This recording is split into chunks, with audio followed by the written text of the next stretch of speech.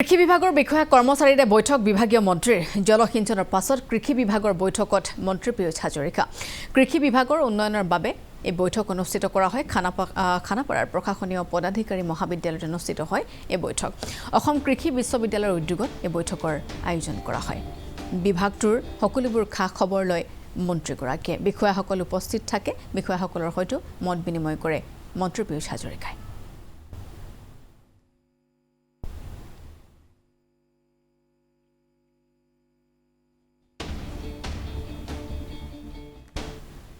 মই আজি আমাৰ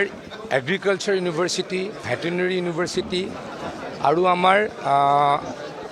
ফিচাৰী ইউনিভাৰ্চিটিয়ে এখন সন্মিলিতভাৱে কৰা মিটিঙত অংশগ্ৰহণ কৰিলোঁ এই গোটেইকেইটা ছেক্টৰ আমাৰ কাৰণে খুব ইম্পৰ্টেণ্ট ইয়াত হৰ্টিকালচাৰ চেৰিকালচাৰ মানে গোটেই ফাৰ্মিং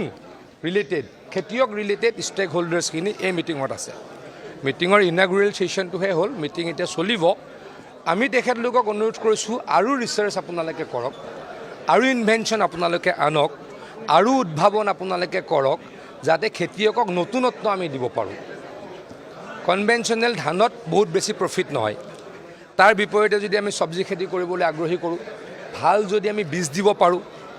ভাল যদি আমি হৰ্টিকালচাৰৰ পুলি দিব পাৰোঁ তেতিয়া খেতিয়কৰ ইনকাম ডেফিনেটলি ডাবল হ'ব ট্ৰিপল হ'ব তাৰ কাৰণে মই তেখেতলোকক কাম কৰিবলৈ তেখেতলোকক ৰিচাৰ্চ কৰিবলৈ প্ৰফেচৰসকলক চাইণ্টিষ্টসকলক ষ্টেক হোল্ডাৰ্ছসকলক অনুৰোধ জনালোঁ আহ্বান জনালোঁ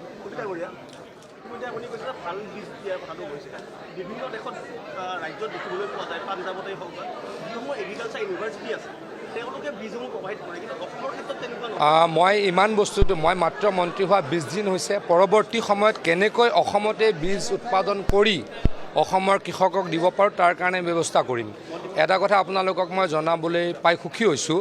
কেইদিনমানৰ আগতে কেন্দ্ৰীয় চৰকাৰৰ গৃহ আৰু সমবায় বিভাগৰ মন্ত্ৰী যশস্বী অমিত শ্বাহ ডাঙৰীয়াই মুখ্যমন্ত্ৰী ডাঙৰীয়ালৈকে এখন চিঠি লিখিছে যে এগ্ৰিকালচাৰ ডিপাৰ্টমেণ্টৰ পৰা 150 বিঘা মাটিৰ এটা প্লট লাগে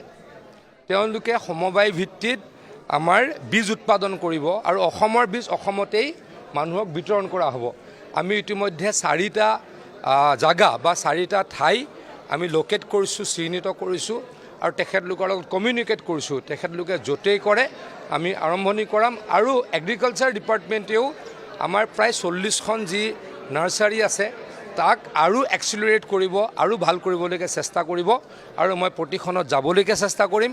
অতি সোনকালে আমি প্ৰায় 100 বিঘা মাটিৰ এখন নাৰ্চাৰী কঠীয়াতলিত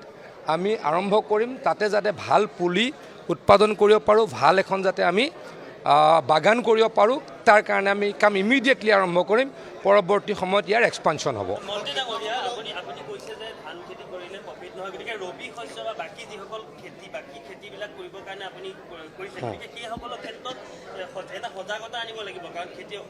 আমি আনিবলৈ ইতিমধ্যে চেষ্টা কৰিছোঁ আজি যদি আপুনি সময় লয় অসমত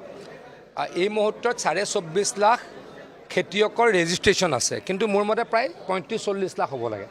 অৱশ্যে মাটিৰ সমস্যা এটা মূল আধি কৰা মানুহে তাত ৰেজিষ্ট্ৰেশ্যন নাপায় কেন্দ্ৰীয় চৰকাৰৰ লগত আমি যোগাযোগ কৰি আছোঁ যে যাতে আধি কৰা মানুহেও যদি মালিকে লিখি দিয়ে চ' অকল আমি আধি খেতিহে কৰিবলৈ দিছোঁ বেলেগ পাৰপাজত নহয় তেতিয়া হয়তো তাতো ৰেজিষ্ট্ৰেশ্যন পাব তেতিয়াহ'লে আৰু অলপ ৰেজিষ্টাৰ্ড ফাৰ্মাৰ্ছৰ সংখ্যা বাঢ়িব আজিৰ পৰা অসমৰ বিভিন্ন জিলাত বিভিন্ন সমষ্টিত পঞ্চায়তে কেম্প হৈছে 24 লাখৰ পৰা আমি ফাৰ্মাৰ ৰেজিষ্ট্ৰেশ্যন 40 লাখলৈকে নিব পাৰোঁ নেকি তাৰ কাৰণে যত্ন কৰিছোঁ আৰু চেষ্টা কৰা হ'ব যথেষ্ট সমস্যা আছে মুখ্যমন্ত্ৰী ডাঙৰীয়াই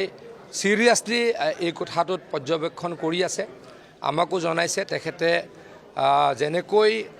জলসম্পদ বিভাগৰ ফাণ্ড দিয়াৰ ব্যৱস্থা কৰিছিল বা ফাণ্ড যুগুতাই দিয়াৰ ব্যৱস্থা কৰিছিল ইৰিগেশ্যন ডিপাৰ্টমেণ্টকো তেখেতে তেনেকৈ সহায় কৰিম বুলি আমাক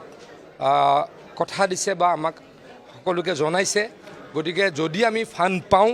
ডেফিনেটলি ভালকৈ আমি ইৰিগেশ্যন এক্সপানশ্যন কৰিম যাতে খেতিয়কে 12 মাহে খেতি কৰিব পাৰে প্ৰশ্নটো হ'ল আগতে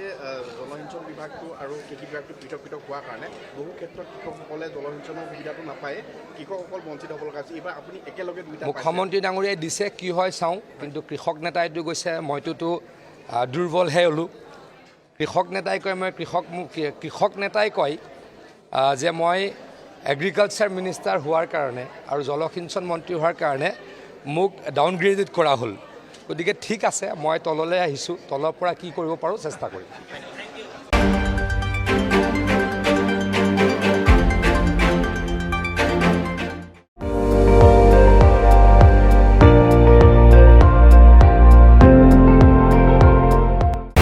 আপুনি চাই আছে ND24, সৰ্বশ্ৰেষ্ঠ নহয় সৰ্বোত্তমৰ দৌৰত।